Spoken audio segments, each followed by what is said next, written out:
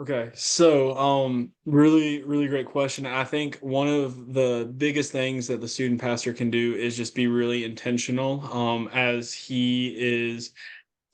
creating events, creating activities, creating games for the students.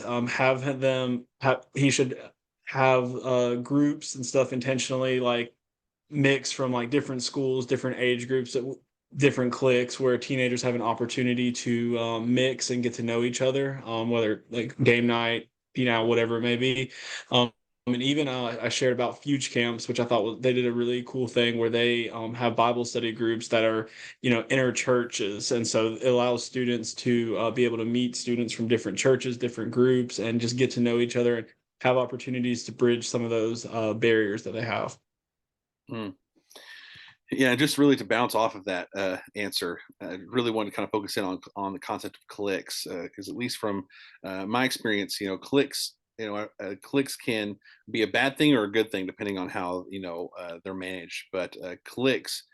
for the most part, on the negative side of things, can be really closed off, unwelcoming, and then obviously giving off the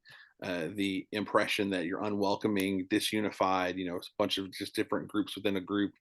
and the best thing you can do is to be, as to your point, being intentional, to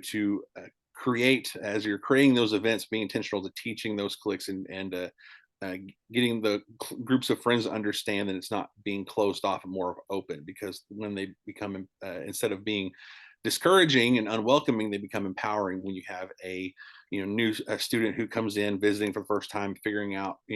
what school they go to or what are their interests, and then be able to find those cliques that are going to uh, help them align with some of their hobbies, some of their interests, and then be able to make new friends, being part of the group. And then on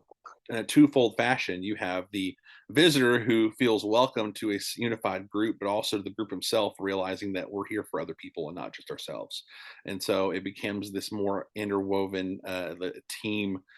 aspect when everyone is able to be more welcoming to one another and looks out for the person across from them rather than uh, you know wanting to keep people at arm's length. Yeah, and I think one of the most important steps that a pastor could take, if you're just meeting Sunday, then you also have that time on Wednesday where you gather all the youth again together because it both doubles your time with them and it doubles their time with each other if they are from different schools. And kind of to go off the idea of cliques, like when people from different schools are meeting together, like over a meal or just over free time, they're going to find who they kind of fit with. Like the geeks are going to fit, like are going to find the other geeks. The video game people are going to find the other video game people, and the sports and so on.